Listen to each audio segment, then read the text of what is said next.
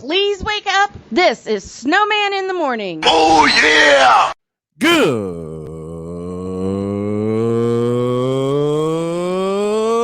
morning. Welcome to the Tuesday edition of a Snowman in the Morning. Glad to have y'all with us.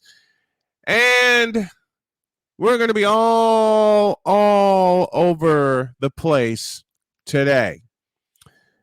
We're going to quickly go to the Fanatics feedback zone. Josh Doliger, I hope I said that right. If I butchered it, I'm sorry. Giving us a hey to start the day. Welcome to the Fanatics feedback zone, Josh. Victor Locke, oh man, Taco Tuesday is in the air, and yesterday's mentality is amazing. Yes, it is. And you'll see the replay tonight, 10 p.m. on Snowman Multimedia, and you'll hear the replay the remainder of the week on Snowman Multimedia Radio. Victor Locke also says, I thought that was Forest Law, but then again, it could be Yoshimitsu as well. Oh, that was Forest Law. You got it right. No, not this side. This side. I got to remember, I'm looking in the camera, and my headset's on opposite sides here. Hey, Pizzle, good morning to you. And Victor Locke throws us a question of the day. Do you think maybe that Durant could make a return to the Bay? If he makes a return to the Bay, it will be next season. And I said all along, he should never have left California. Hold on a second, folks. I may have to go with the earbuds. Tell you pretty soon. All right.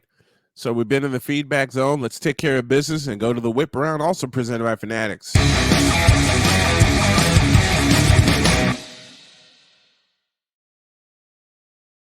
And we begin with Russell Westbrook. Plans to sign with the Clippers after a buyout from the Jazz. Who cares? More on that later. Patrick Beverley is expected to come home and sign with the Chicago Bulls. Maybe this will get them back in business. Maybe this will get them back in a defensive-minded thinking, because Patrick Beverley is a defensive dynamo. He was that way at Marshall High School when I saw him play for 4 years. Patrick Beverley, welcome home, my friend. Daniel Jones has switched agents. The New York Giants quarterback fired his original agent and got a new one in hopes of landing a huge contract with Big Blue. We'll talk more about this later. And a sad note for those of you familiar with old school sports, old school football and basketball, Red McCombs, the ex-owner of the Spurs, Nuggets, and the Minnesota Vikings, has passed away. God, man, Red McCombs was a rebel of an owner. Billy Joe Red McCombs, as I'm reading from ESPN, the Texas billionaire who was the one-time owner of the NBA San Antonio Spurs and Denver Nuggets, as well as the NFL Minnesota Vikings, died Sunday at his home in San Antonio at the age of 95. His family announced in a statement. Statement reads as follows, quote, Red was a visionary entrepreneur who touched many lives and impacted our community in immeasurable ways. But to us, he was always, first and foremost, Dad or Pop. We mourn the loss of a Texas icon, close quote.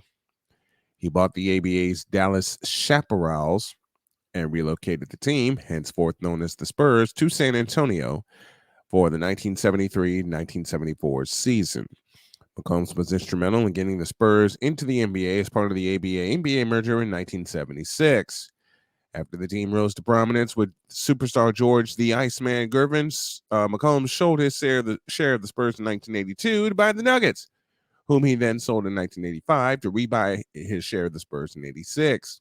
He then bought the team outright from its other investors in 1988. Hall of Famer Gervin said, quote, I can say Red was a friend. The impact he had on the city was unbelievable, we always say. Everything Red touches turns to gold. It's reality. His vision for the city, his vision for the Spurs. We named them the Spurs after the city he grew up in, Spur, Texas. There you go.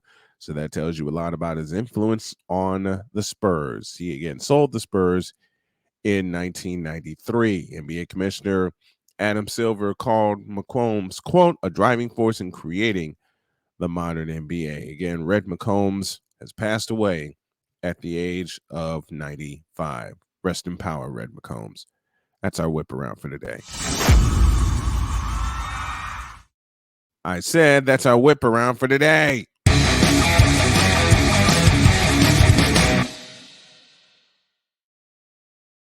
Doggone buttons. A Pizzle in the house. Westbrick. Yep. And Victor Locke. My condolences to he and his family. Indeed. Indeed, indeed, indeed.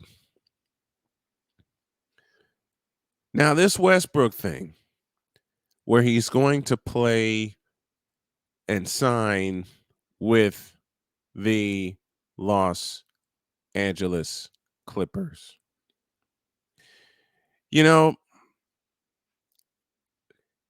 think about that for a moment. Russell Westbrook, and yes, I said it right, Westbrick, to the Los Angeles Clippers. I saw that as I was perusing social media yesterday, and I decided to hop on it. And I said, I wrote a post on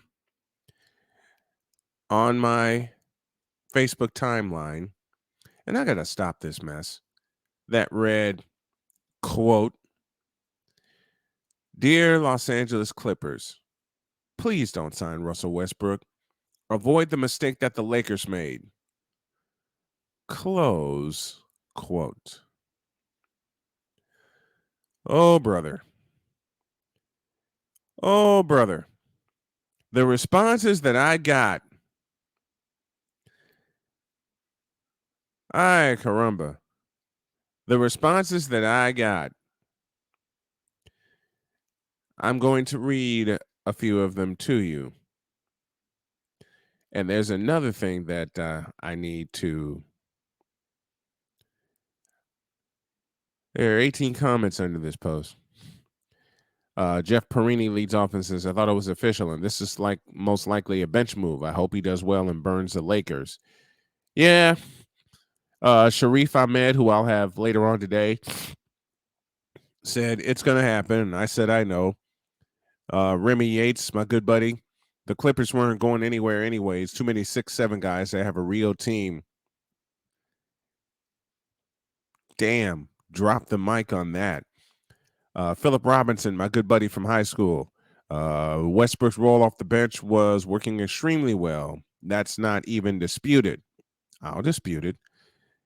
If his role is used properly, he's a great piece to have. We have to start holding these teams and coaches accountable for doing their job. Absolutely right. William Morgan just simply said, too late.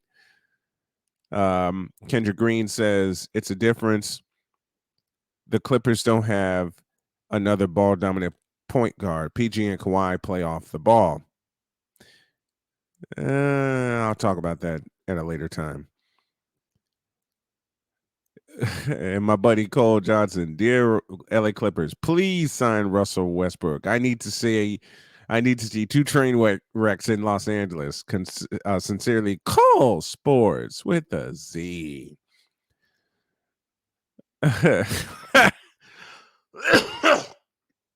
Oh, excuse me. I didn't expect that cough to sneak up on me. I'm going to respond to a comment right now via, and y'all will hear my keys punch here. Why are y'all disrespectful to my boy Westbrook? He could come off the bench balling like he did at the beginning of the season, and I will simply write not. Now, let me. Oh boy, Russell. Okay. I didn't want to do this, but I'm going to do it anyway. I'm going to have a mic drop moment when I give y'all my snowman's take on this Westbrook signing. And here it is.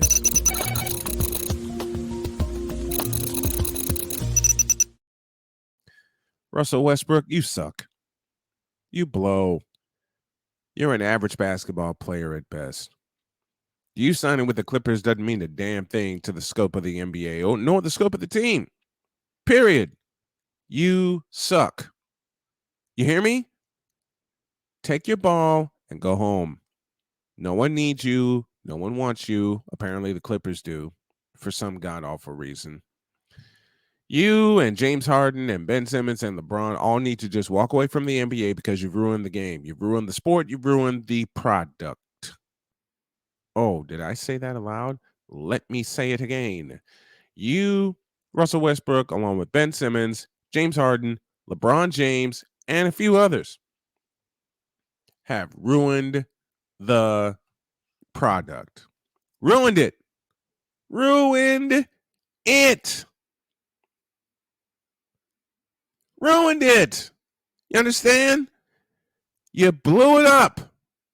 Sideways. And you got folks that are off the ball. Man.